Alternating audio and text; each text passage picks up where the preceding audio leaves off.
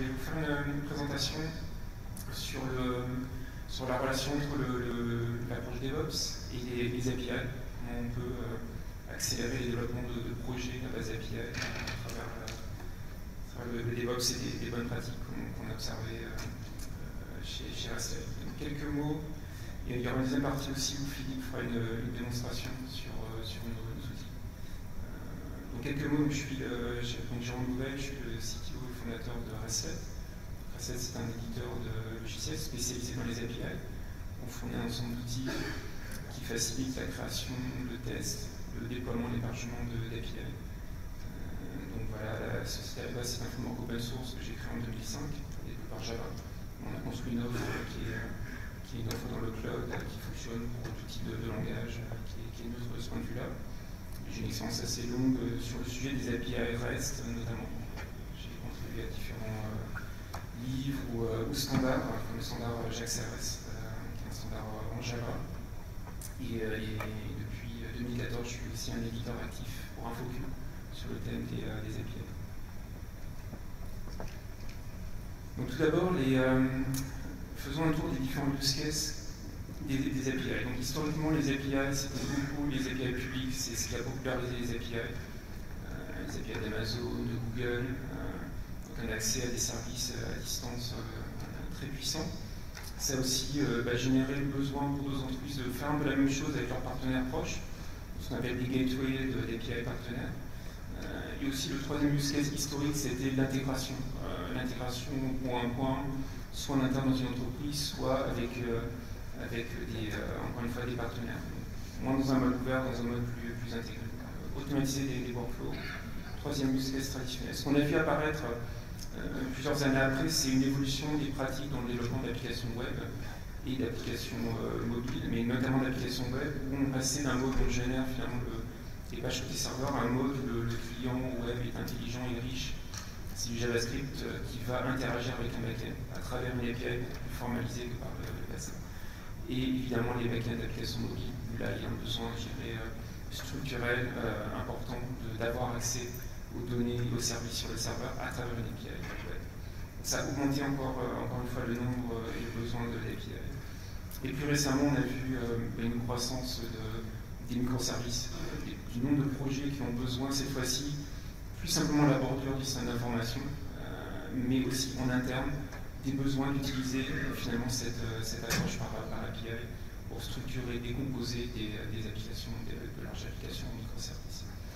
Et après, de nouveaux types de backend aussi, des variantes autour de l'IoT, des bots sociaux, etc. Donc tout ça, ça accélère finalement le besoin d'API, et ce que ça fait apparaître, c'est le fait que finalement, maintenant, aujourd'hui, la plupart des nouveaux développements logiciels sont centrés sur des API. La notion de distribution devient quasiment systématique. Le réseau est tellement présent que l'API s'impose naturellement. Donc, à la fois pour des raisons techniques de distribution, les API web, REST sont une approche privilégiée, mais aussi, c'est ce qu'on va voir dans le reste de la présentation, l'approche par les API, notamment par les contrats d'API, apporte aussi des mérites en termes d'organisation d'équipe. Ça va être une façon de mieux se coordonner entre les différentes parties prenantes d'un projet.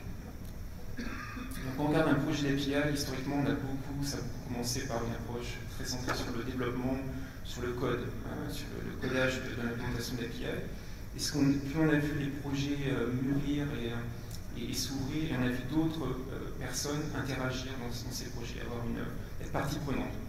Donc les tests, plus on a des API importantes, et plus il faut les tester, il faut avoir des personnes et des outils aussi dédiés à ça. L'utilisateur, le consommateur évidemment, le manager aussi de plus en plus de projets d'API. On se rend compte qu'un projet d'API réussisse, il faut qu'il soit géré comme un projet à part entière, comme un produit à part entière. Sinon, si on n'approche que technique, c'est souvent la recette de l'échec qui va manquer quelque chose d'important. La documentation, c'est quelque chose de fondamental pour qu'une API soit consommée de façon efficace. Donc, le writer, le technical writer, est aussi une personne qui vient dans des API plus ouverts, plus publics ou des API partenaires, qui devient quelque chose de fondamental. Et il y a aussi toute la partie opération en production de l'API, et des enjeux très importants de gestion, de monitoring, d'analytics, de scaling, de sécurité. Il y a un métier géré à part entière de ce côté-là. projet s'ouvre, l'API s'ouvre, l'équipe s'élargit. Et donc ça fait apparaître le besoin de mieux s'organiser. Et c'est là où il y a une connexion qui est de plus en plus forte avec l'approche DevOps, avec laquelle vous êtes familier, je pense, à travers cette conférence. Donc on voit vraiment l'approche DevOps s'appliquer de façon très intéressante sur le monde des API. Donc, développer, qualifier l'API, la mettre en production et pouvoir itérer de façon très rapide, c'est un besoin que les projets d'API ont de plus en plus. Et ça nécessite une nouvelle approche du projet de l'API. Et je vais rentrer plus dans les détails de comment on peut aborder ce projet, que ça marche bien dans un cycle DevOps. Et ça demande aussi des outils qui vont être adaptés, qui vont bien s'intégrer dans cette chaîne de DevOps traditionnelle de l'entreprise.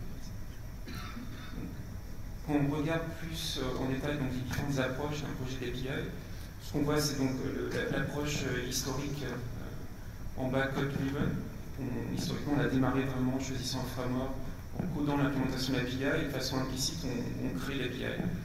Et après, on se pose dans un deuxième temps l'enjeu de comment je la documente, comment je la manage en production, et comment je la fais évoluer, comment je la versionne. Et là, ça commence à devenir difficile. Et ça va marcher quand je vais avoir quelques API, quand je commence à en avoir beaucoup, quand je fais des microservices, quand je commence à penser en dizaines d'API, avec des versions à maintenir, avec beaucoup de parties prenantes. C'est une approche qui va avoir du mal à scaler si on se limite que à l'approche code-driven. Ce qu'on a vu apparaître, c'est des use cases aussi spécifiques où il y a beaucoup d'API, on part d'un jeu de données, d'une base de données, d'un Google Spreadsheet, et on veut en fin de compte assez directement exposer une API CRUD qui va donner accès en lecture uniquement, en lecture en écriture à ce jeu d'information. Donc là, on a des approches et des outils aussi qui vont permettre de faire ça très rapidement avec une très bonne qualité, où il y aurait peu d'intérêt à réinventer cette roue-là à chaque fois.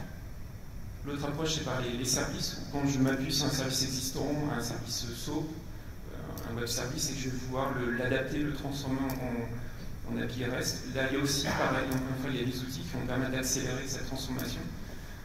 Mais je dirais qu'on est encore dans des cas particuliers. Les approches plus, je dirais, modernes et récentes qui ont émergé, c'est l'approche par les contrats.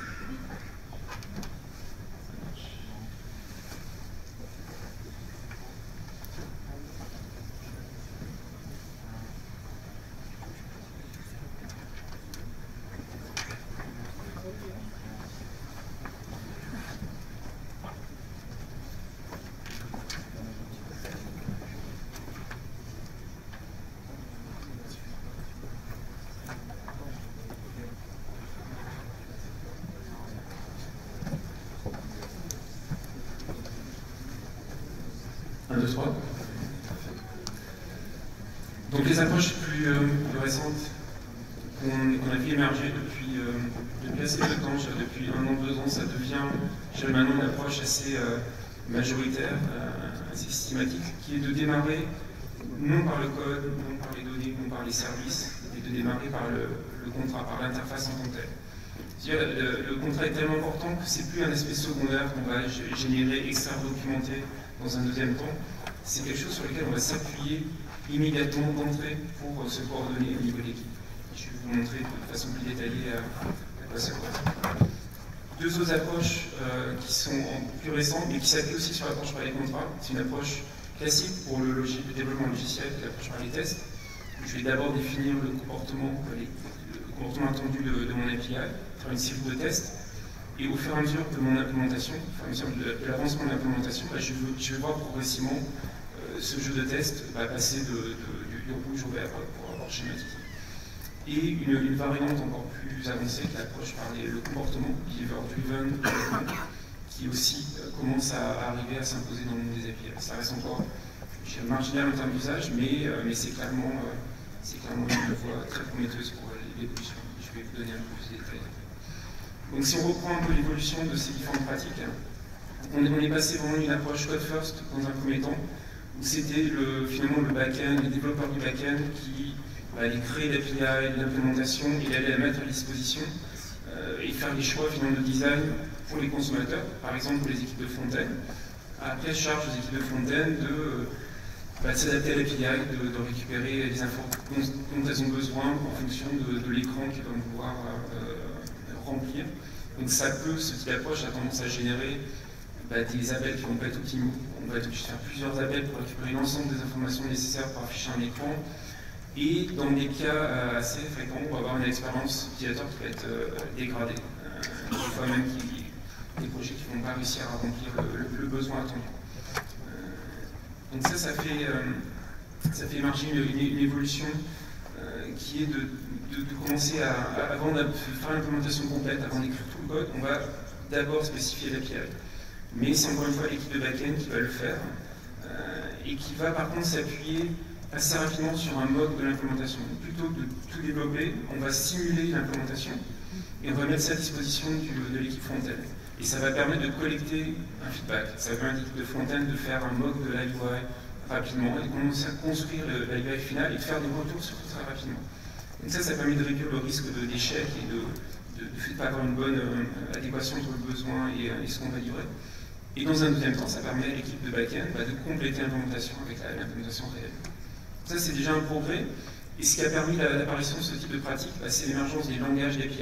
Donc des langages comme Ramel ou Swagger, le CAPI Blueprint et quelques autres variantes, qui permettent de formaliser ce contrat-là et de le sauver dans un fichier JSON, YAML, qui va contenir toute la structure de l'API.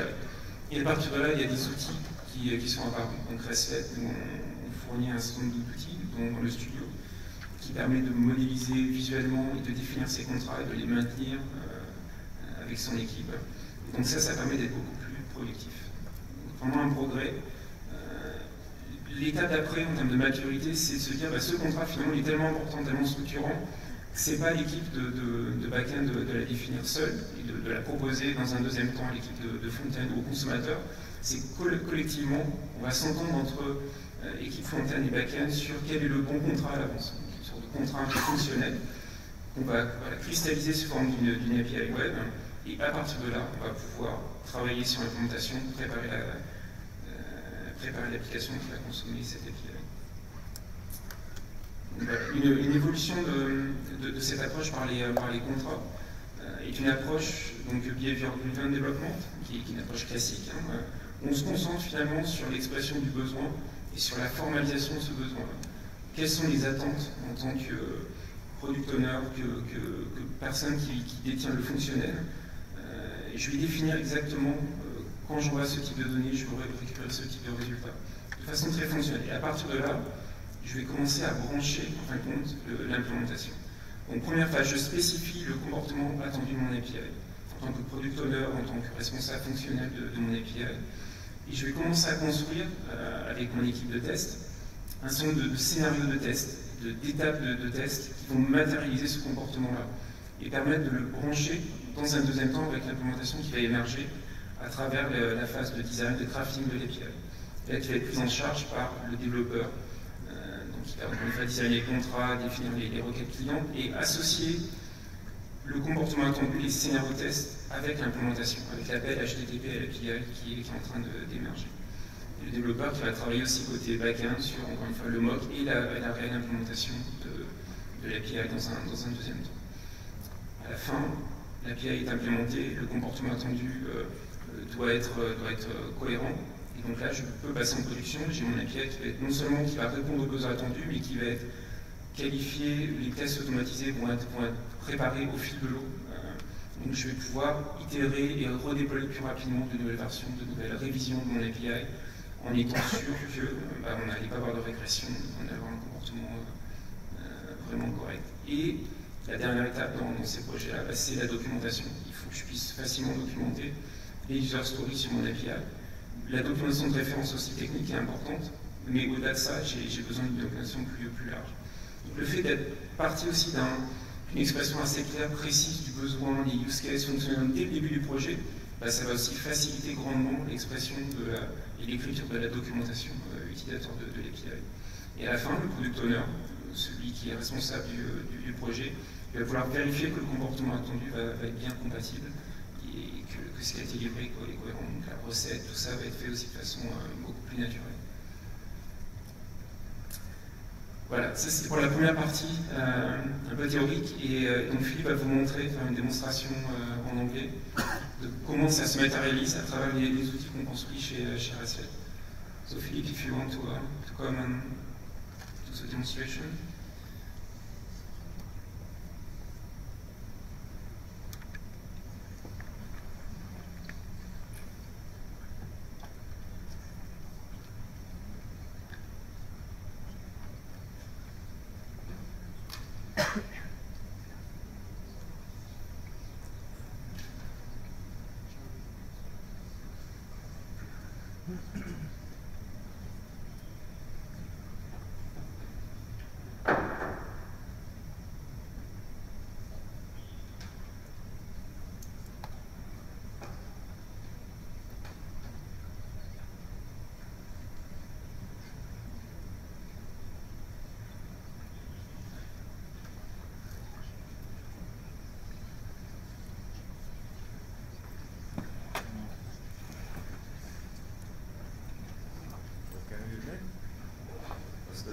Yeah, perfect.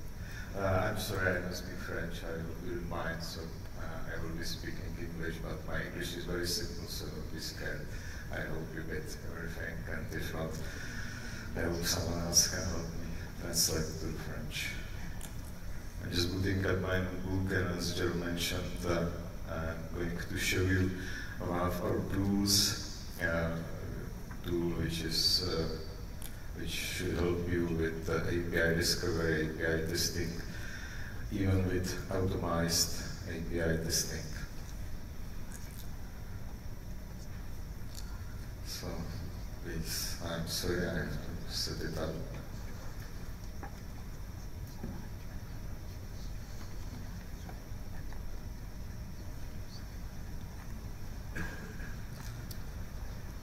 So let's start from the beginning. I mentioned I will be demonstrating you to call DHC, so where you can get the DHC. It's pretty straightforward. Only what you have to do is go to Chrome Store. I expect that you use Chrome browser and then search for DHC. It's free. You can just search for it. And that's it, that's the first link. And because it's installed on my computer, you can see the rate button, but probably in your case you will see this button. Just click on it, and in a few seconds you will notice a new icon beside your URL box, and the D stands for DHC. So basically that's it's DHC. How it looks like. I have some data already here, so let's clear it. So what can you do with DHC? DHC helps you with, I mentioned, discovery and testing API endpoints. So when I say API endpoint, I mean HTTP endpoint, and basically mean any endpoint. So you can, for example, go to Google.com. Just for address Google.com, we use HTTP protocol, and I already sent the request, and I'm getting back HTML page. You can inspect, you can check what's there, and of course, if you will touch an API, you will get in return JSON, XML, whatever. What's nice on the DHC is that, as you may notice, if you detect there are links in a response, it's very easy to click on them, and it goes directly to URL box, and then you just press send again, and now we got Google icon, and you may notice there is a lot of panels around. So how you can use the panel you see, that's the history. So at some point you stop work with API, you stop playing manually, inspecting what your API is returning, or third-party APIs returning, and you can go any time back to the history. Just click on previous request that I sent a few seconds ago, and it's back with including the response, etc. You can also put some comments on it. You can switch to document. There are no comments. Markdown syntax is supported. But what could be most interesting for you, you can put assertions on it. Assertion is basically a condition you want to that you want to class. So let's try it. Let's put an assertion. And the first one you can see is prefiled. I want to make sure that when I make a call on this URL, the HTTP status code will be 200, and it is. So that's why you see the green. And if you change it, you will see now there is an error. The response is different, and again you can send it, and it's preserved in the history. So later you can go back and manually try it again and again. And you may ask, do I have to run all these requests, all these simple tests that you can create manually? No, you don't have to. And I would like to show you how to automate all tests you will create with DHC, with Maven. But back to assertions. You can put assertions literally on anything, on any part of HTTP response.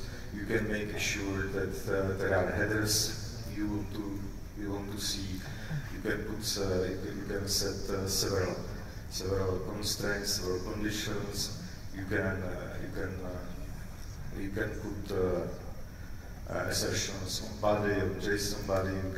You can make sure that there are elements you expect that elements is having the right values, etc. Even you can make sure, and that's quite good for load testing, that latency is less than, for example, 200 milliseconds, which is quite less number. So let's fix it to do safe monitoring. Moreover, when you play with APIs, I'm just showing you what's discovered. You're just playing with APIs, you're touching your API, you are just developing a local host or third-party APIs, basically any endpoint. And you will create a lot of requests, and maybe at some point you decide to store them somehow, to categorize them. So it's easy, you just have to you just have to click on Save button, prefile the name, whatever, and you may notice there is something what we call a repository, which is basically drive, and everything is by default stored on a computer, and you can categorize all these requests. You can see there is an example of Bitstamp API. Maybe you know it's a Bitcoin exchange, and I imported the API. So let's try one of their endpoints, for example. Let's try to get Euro USD conversion rate, and you can see it here. We just got a response telling us that Euro is selling for 1.1, buying for almost a similar price. And again, you can put assertions on it. Let's try to put assertion on JSON body. We do support JSON file, but it's very easy. I just want to make sure that a response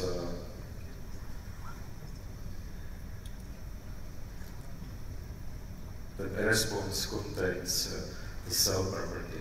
I may put much more complicated conditions. I may say that I want to make sure that the price is less than some number, for example. It's not good. It's not a good situation when Euro will be less than $1, but that's for example. Yeah, at this point, you know how to create requests. Everything is visually. We even will help you with setting up authorization. You can categorize them. You can find them in a history. You can put assertions on them, just to turn the simple request into unit test. And at some point, you will realize that you need more. For example, you need variables, because you know that you have various environments like staging, production, and you maybe decide to switch between them. And we do support something what's called expressions, which is basically a reference combined with a method, with transformation, and you can, for example, let's say host, you can have a set of variables. Let's create a set of variables. You can later switch between them, and yeah, I already have a context called test. So let's say test DevOps, and I created a reference on variable host right here. So I'm putting variable name there, and I forgot the name of bitstamp. Yeah, bitstamp.net.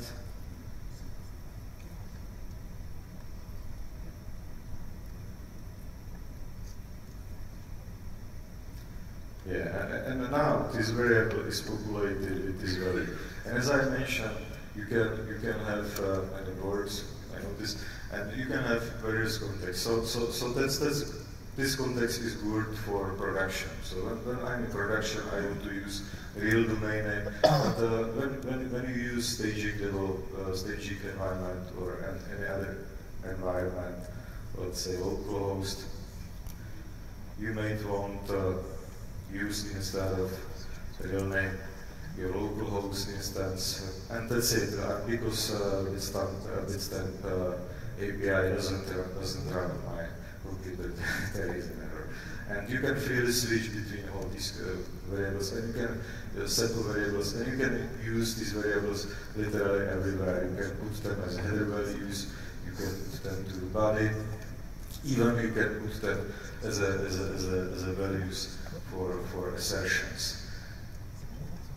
It seems complete unit testing at this point, but yeah, you can still make single calls. You may use variables. You may switch between a set of variables, but maybe at some point you will realize that you need to create a much more complex test than just single calls testing that your app is returning what's expected, and you call that scenarios. Scenarios basically chain of requests, and moreover you can interconnect all these requests together. So I will show you that you can use values you will get by one of request, by another request, etc. So you can make a very complex test scenario. And I use for this example Swagger Demo API. Maybe you know it's very simple API, and I created a simple scenario, and I'm going to test an API which allows me to make an order. So at the first, and let's go through all these 4 steps, all these 4 calls. So the first one, I will just create an order. And you see there is nothing surprising. I want to use post method, I want to send it on this URL with this address, and in the body I specify ID of the order, some ID of pet I want to order, and how many pets I want to order. And again, there are assertions, so when I send it, I want to make sure that the API actually did what's expected, and it's green, and you can see what was returned, the response, status score was 202K, which is expected. So I made my fair request, and hopefully, because I checked the response, the order was really created. And maybe you noticed we use, just to help you, and even non-technical people help to understand what is going on, we use BDD terminology, so you can easily read it. When I post on this URL with the header and with this body, then I expect the hierarchy assertion. Then I expect status quo will be 200, etc. So let's go to the second request. It's much more interesting now, because by the second request, I want to really make sure that the order was created, that the API just didn't return some weird response that looks correct. But, so I want to use another endpoint, and I'm going to find the order I created just by the preview step. And again, I will use assertions, and because I know that the URL allowing me to find an order requires ID, I made a reference here. And what you can see there is a reference on the previous call. And yeah, it's not quite complicated, it just use the syntax. So I'm just making reference, and at the end you can see I'm referencing response body, and ID. I got as a response by the previous call. But make your job easier, we introduced a feature called expression builder just to help you with building all these references, these interconnections. You can use this visual builder, and just by clicking on what you see, you can choose what will be populated later. And moreover, you can see a preview of the value you will get right here. Of course, if you previously send a request. So you may see this reference is correct. I'm getting back the right ID. So let's click on build, and let's try it. Let's try to verify that there is the order I created by the previous call. Yeah, there is, everything is in green. It's okay. So let's go to the next step. And I know that my API actually works, at least that I can create an order with my API, and I can find the order, that the order actually exists. So let's delete it. Let's clean my database. Let's finish the test. So that's very similar to the previous. I just switched to delete method to delete the order I previously find. So let's delete it. Yeah, it is. It should be. Hopefully it is. So let's verify that it was actually deleted. And I'm just going to look again for the order I created by first step. I verified that it exists by the second step. I deleted by first step. And in the last step, I'm going to verify that the order doesn't exist anymore. Yeah, and it doesn't exist because the response code is 404 not found. So my scenario, it's not very complex scenario, but it's much more than having single calls testing standalone endpoints. And if you have this kind of scenario, you don't need to run each step manually. You just go to overview, and you can run them as a batch. You know, you can see I'm performing on-to calls, everything is in green. Yeah, I create a scenario. The scenario tests my API, and I see it works. Just to give you an example what you will get if something goes wrong, it's much easier for me to make this test wrong than to adjust the backend just to show you that something went wrong. So I'm going to set up a different condition. Now it's in red, so I press it again. Just to demonstrate what happens if the test that we really test your API, that you won't get to green every time. Yeah, but if you created scenarios, you put some constraints on it. The scenario may be complex as much as your imagination. It's only up to you how many requests you put in a chain. And you still with DHC, maybe you wonder, do I need to go back to DHC every time and press the button and manually? Maybe you notice there is an export to Maven button. And that's a way how we do support continuous integration. You know, Maven can be integrated literally with any tool which is on market today. So when you click on export market, export Maven, you can download BOM file, which is configuration file for Maven, and the scenario you just created. let's try it. Let's take a look how you can run it with Maven.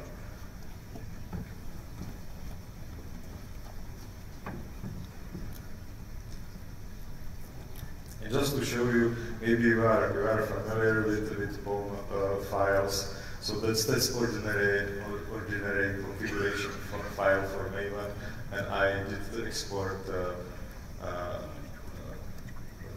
I already did the export, so I'm just referencing what I exported from DHC, and I'm also referencing the plugin itself we use. And then only what you have to do is just hook up Maven test to your continuous integration tool. And now you can see we have to wait to validate license, but yeah. So now you can see all these 4 calls were performed by Maven automatically. And it used the same assertions, everything what I did with DHC is performed by Maven. So the message I want to send you, with DHC you can very easily, visually create a series of requests. You can create a very complex test, and then with Maven you can automatically test your API. Any endpoint. And of course, if you use context of these variable sets, you can say to Maven which set of variables to use, and there is a lot of switches you can use just to adjust it to your use case. Okay, at this point, I would like to ask, do you have any question? Is there something that attracts your attention? Okay.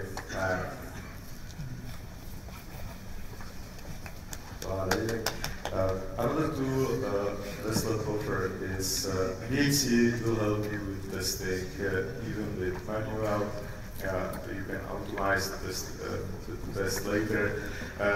You can use all this scenario just for orchestration. You can use it just orchestrate your API. Maybe you don't need to test your API, and you just need to perform several calls and interconnect them together. That's also a use case you can do with DHC. So another product which RESTLET offers is Studio, and Studio on the other side can help you with designing your API. And maybe you are familiar with Swagger and Ramble, which are good format, but you have to type them manually. And the primary aim of Studio is to help you design your API visually. And of course, you can import an existing API, and that's Swagger API I imported before, and adjust it, and then export it back as a Swagger file. So let's create a new API. So I'm going to my list of APIs. I'm saying, but create test API. Yeah, and here I am. You may put some description on it. You may specify license, whatever, but that's not so interesting. So let's start defining some endpoints.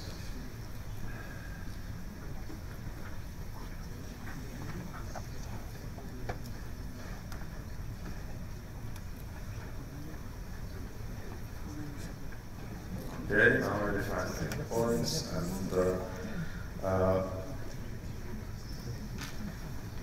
and to save it, and let's continue with resources. And you know, when you design API, you have a set of resources. So let's create one of them. Let's say I want to design an API which allows me to have a collection of customers.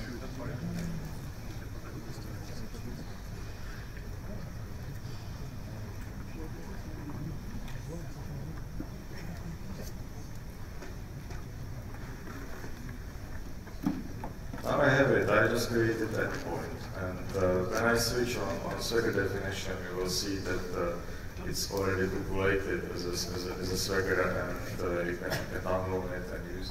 Sorry? Okay, so that's Studio, which should help you with design, and I didn't have the time, so I thank you very much for attending our session, and I hope you will find our project useful and don't hesitate to contact us. We are here to help you with all the life cycle from API design to testing to deployment. Thank you very much for